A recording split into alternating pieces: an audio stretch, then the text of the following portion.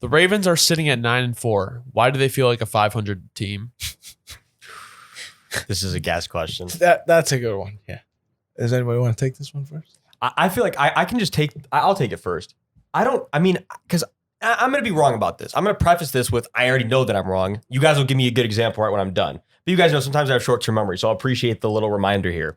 So remind me of a team that has played absolutely fucking abysmal every single time they win a game and still has 9 wins at this point of the season. Like, they're the one team that, like, every loss is atrocious. They almost win. Every loss is atrocious. Like, you know what I'm saying? It's always they are close. There's no in between. You know, it's just coming down to the wire. Even when they are up like for 2 touchdowns with 3 minutes left, they don't, like, I've never seen a team that finds a way on some pure Falcons ball shit to just constantly, literally, like, give the other team a chance. When they don't fold, it's the same thing. When they do fold, it's the same thing. Well, what the fuck is, like? It's like their calling card. I feel like every announcer says it whenever they have a 14-point lead. It's brought up, and then 2 seconds later, the game's closer than it should be. And if they didn't have Justin Tucker, they would have like 4 wins. Can I please bring that up too? Most valuable player in the fucking league is the kicker for the Ravens. Like, I mean, okay. You know what I'm saying? Like, I mean, there's some sort of truth there because you get over the 50, and you got to get 50 more yards, and then it's almost like an automatic 3. Imagine with an average kicker who's making like 75% of his kicks. Like, no, that is true, but I just want to touch up a little bit. Like, their offense doesn't move me. It doesn't move me. Like, if I'm a defensive coordinator, I don't know. Like, I'm not really scared. Like, yeah, like Lamar's great and all. Yes, of course, but he can't like do everything. It's not helping that Mark Andrews has fallen off a cliff. It doesn't help. Where has that guy gone? I'm not really sure. And then again, I think we've been preaching it since literally August, that they don't have receivers, and that's just going to continue to be the storyline for them when it gets down to a big game. And you know, I just thought of this. You can't name an explosive receiver, and you can't name an explosive D lineman on the team. When is ever a good team that there's like that? Where you're like, yeah, they just have a kind of a semi-productive team with like good secondary. That's the Ravens. So like, yeah, we got a good secondary, and our quarterback's really good at like making things work with this terrible receiving core we have, and the O-line is subpar. Like, it's like they're like the most underwhelming good team. Isn't it funny also that all of their losses they were up by a lot too? Like, I think they're addicted to like letting up leads. Like they were like killing the Dolphins. Who else am I missing? They were beating the Bengals, I think, by 2 scores on Sunday night. And then that became really close. The Bills won, right? Did they beat the Bills? No, they lost to the Bills. They were up on the Bills. Yeah. I think, right? Yeah, I think it was like 20 to. That was another one. The Giants won. Yeah. Oh the my Browns God. Won. The Giants. The Giants one is really bad. The Giants one is really, really bad. That's all of their losses. They were up by a lot. The Jaguars won. And they only beat the Panthers by 10. They should have lost to the Broncos. Like, there's a common theme. Almost choked yesterday. Like, I think it's a first round exit. When they just pull out some BS again. That's what sucks about the playoffs is that we're objectively right about them right now, but they could go on around the playoffs and make us eat shit. And it's just a reality situation. I'm sorry. I don't think there's a shot in the dark that they can do that. I don't think so. I don't think so, but I think they could easily just like win a game. I agree with that. You got to maybe draw the Titans that you've beaten before in the playoffs. Like, I don't know who they can. Will they end up maybe seeing the Bengals if they are if they flip wild card, or that's probably a good chance because they'll be like 4-5. So they could run into the Patriots or the Chargers or the Jets. I'll take them over the Patriots. Maybe the Jets. I don't know. That's a good defense. I don't know. I don't see much happening with them. As the Ravens, how do I want to put this?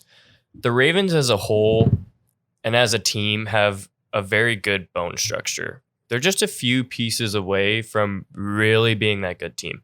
And what do they want? 9 games this year? I think that's fairly impressive for what they've had so far this year. They're really weak at receiver.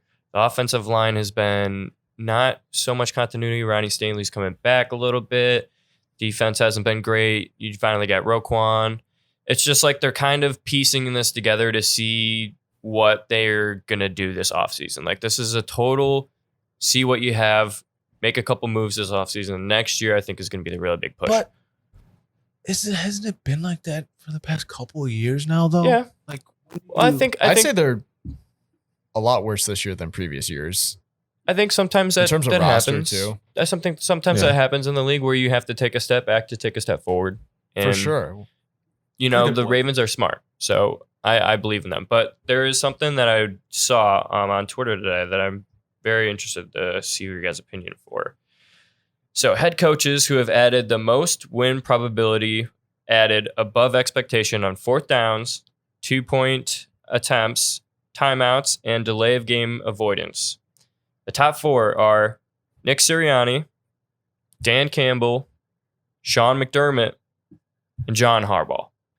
So essentially what that statistic means is pretty much through the coach's control, through the head coach's control, what decisions are you making that put your team in a better spot to win?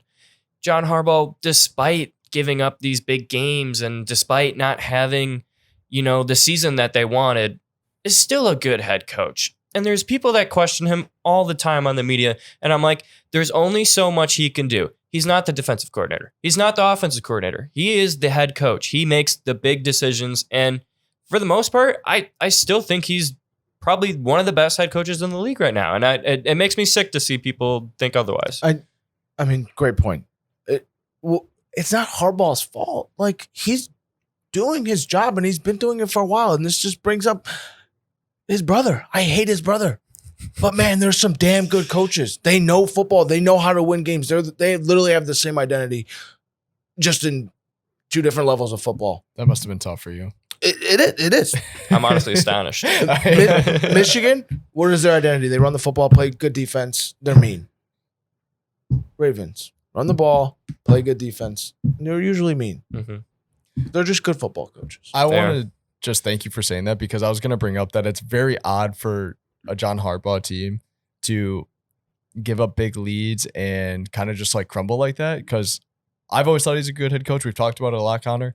So I think that definitely puts some context to the situation. No, I agree completely. And I want to use this to pivot to at one point, and it's not great to sit out super long or anything, but I agree with this completely. For every Ravens fan that thinks John Harbaugh should be on the hot seat, they need to take a look in the fucking mirror go and look at who their GM is. They need to go to Eric DeCosta's office and go talk to him. Because John Harbaugh is not, like, everything that's effed the team up it's not John Harbaugh's decisions. It's not, like you're saying, John Harbaugh's working with what he gets every single year. And he usually fully exceeds expectations. I don't know what else he's supposed to do. Mhm. It's kind of like, not to compare it to Saints again, but it was like the era went through a shitty era with Sean Payton. There's a lot of Saints fans like, no, and the real ones knew, like, no, that guy's not the issue. He's not putting together the team. Like, he only can work with so much. That's the reality of the situation. You only can work with what you have. Don't make the mistake of wanting your good coach can because your dumbass GM can't put anything together. You bring the next coach in. Why is it not working for a decade over and the dumb GM just keeps getting chances? That's the last situation you want to be in.